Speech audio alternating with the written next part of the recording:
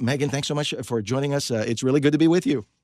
Good morning. Thanks, John. It's great to be with you as well. You know, I did not know that much about St. Margaret Clitherow, but in preparation for our chat here this morning, I read a little bit about her, and it was very impressive. Can you share with us a little bit of who St. Margaret Clitherow was, also known as the Pearl of York?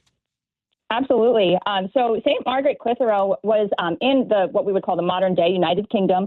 But during her time, it was actually illegal to be a Roman Catholic. So she was basically protecting priests and holding secret masses in her home. What she did professionally was she ran a butcher shop. So her husband, John Clitherow, was a prosperous butcher in York, and she got involved in the family business.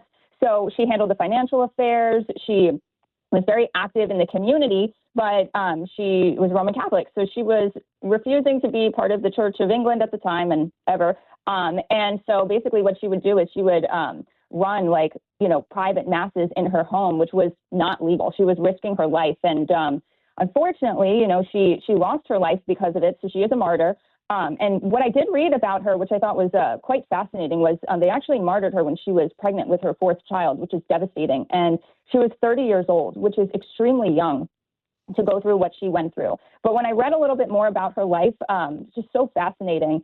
She used her business as a cover to help run the underground church, to hold masses in her home, like I mentioned before. But what I love about her is that, you don't have to choose between being faithful and being successful, and you can live out your vocation as a Catholic woman in the marketplace, which is, super fascinating, because fast forward all of these years later, that is something that we do with Legatus is, being Catholic men and women in the marketplace. And you don't have to choose between being a faithful Catholic and being successful and living out your God-given mission.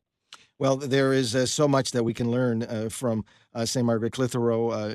Obviously, she was very devout in her faith, and I think it's important to mention that she was also a convert. She used to be a Protestant, and we have to consider the times. In the 1500s, the mid 1500s, right after the Reformation, when there was such persecution in England to Catholics.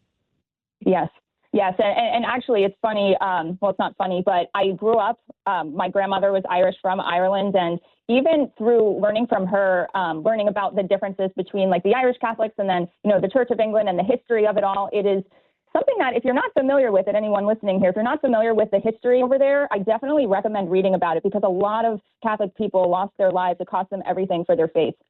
And ultimately, she was condemned to death because of her love of the faith and the fact that she was harboring priests. That was illegal at the time.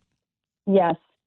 Yes, it's actually extremely admirable that, her faith was so steadfast that she was willing to risk everything. It cost her life, and it's such a powerful witness for Catholic businesswomen and navigating secular work environments. What are some of the lessons that Catholic businesswomen in this day and age can learn from the example of this heroic Saint Margaret Clitherow? So I think, a few lessons that you can learn is, like I mentioned before, you don't have to choose between being faithful and successful. And, as I was navigating through my whole business journey, because I am on the younger side, I am 33 years old, but, over the last 13 years of my professional career, I often, as a faithful Catholic, I'm a cradle Catholic, I struggled with, is it okay for me to want success and also have, strong faith? And when my husband and I joined Legatus and, we are part of the Miami chapter, it really opened my eyes to see, you don't have to choose. As long as you're living out your God-given mission, if you have strong goals and aspirations and you want to go for them, that's okay. And so when I learned about St. Margaret Clitherow, it just spoke to me so much because of, the years that we have been part of Legatus. It just made sense. And she was doing this hundreds of years ago versus, now we're in 2025. And yes, there's, the secular world looks different now just because we're in more modern times, but she had very similar challenges that we can face today. So definitely the number one lesson is that you don't have to choose, and you can live out your vocation as a Catholic man or a woman in the marketplace, and it doesn't have to affect it as long as you're, trusting God and his plan and remaining faithful to it all. Megan, as a Catholic businesswoman, can you share with us maybe some of the challenges that you yourself have experienced working in a secular business? Absolutely. Absolutely. So, I'm born and raised in New York, but I've been in Miami since 2016. And New York and Miami are wonderful cities, but they are very metropolitan cities with all people with all different walks of life. And, when you work in the marketing and real estate industries, you have to deal with people that are not of the same faith and not of the same moral compass. So navigating this secular business environment as a Catholic woman can be definitely challenging, especially when values such as humility or chastity or specifically the sanctity of life are misunderstood or dismissed, or people disagree upon those things. There's often pressure to compartmentalize your faith and stay silent on moral issues. I'll tell you an example. I had a prospective marketing client, and it was down here in Miami, and the conversation was going well. I really, really thought everything was going great. And then he gave me a tour around his shop, and I saw some new age things. And I said to him, because initially I wanted to work with him based on that conversation. And then when I was presented with what I saw in the store, I said, listen, I'm so sorry, but this is not going to work for me. And sometimes you just have to make the hard decisions where you have to choose, to protect your soul and not subject your soul to these things, and it did cost me money, but that's okay because I know God has my back. And I couldn't move forward with something like that. So, I've encountered many moments where upholding ethical decisions meant going against the grain or even losing these opportunities. But they've also strengthened my faith because they've made me more intentional with how I lead. Yes, there are always going to be challenges dealing with a secular business environment and people with different faiths and backgrounds. But I feel specifically Legatus has helped me, stay grounded in that.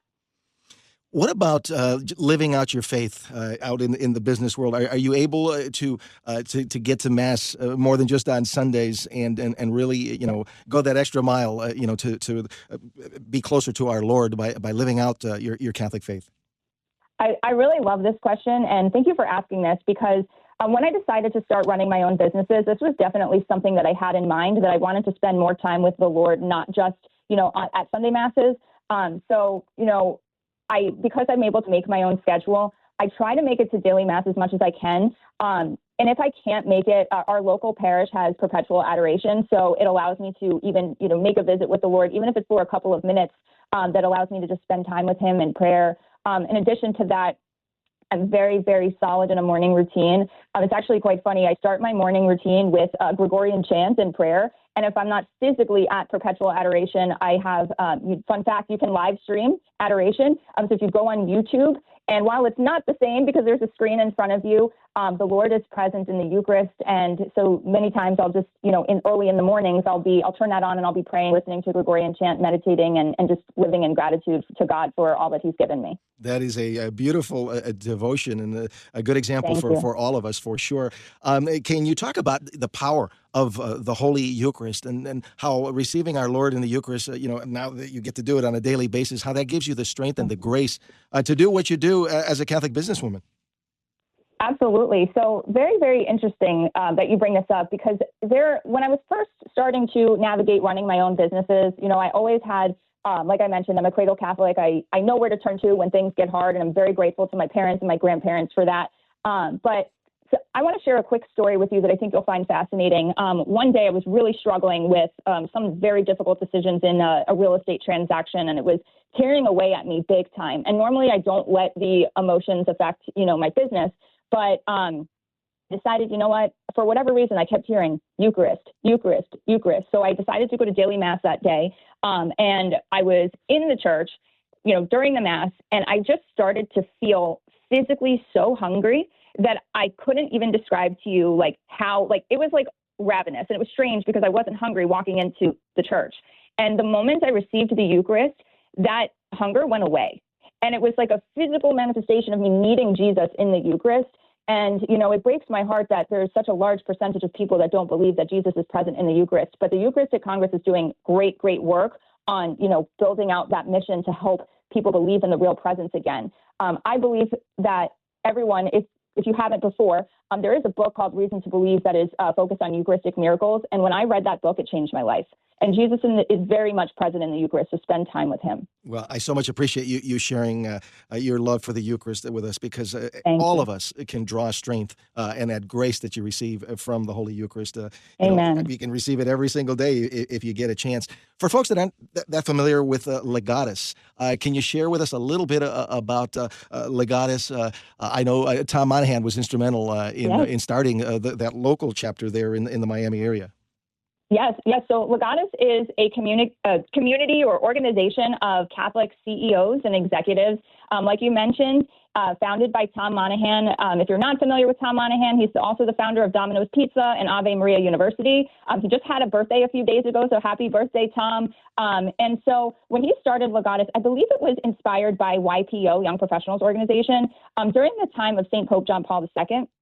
And so she started it many, many years ago, but the Miami chapter we just had our 5-year anniversary. So basically what we do with Legatus is we have monthly meetings, and these meetings consist of rosary, confession, Holy Mass, a little cocktail hour. We have a keynote speaker. We have a sit-down dinner, and the community has changed my life. I mean, because my husband and I are on the younger side of the members that exist right now, we feel that our specific chapter, but generally all of Legatus, because we have friends all over the country that are members as well, that they look at us as peers, but because they're older, they also have given us the ability to have some mentorship, and it's just changed our lives. It's a beautiful thing for sure.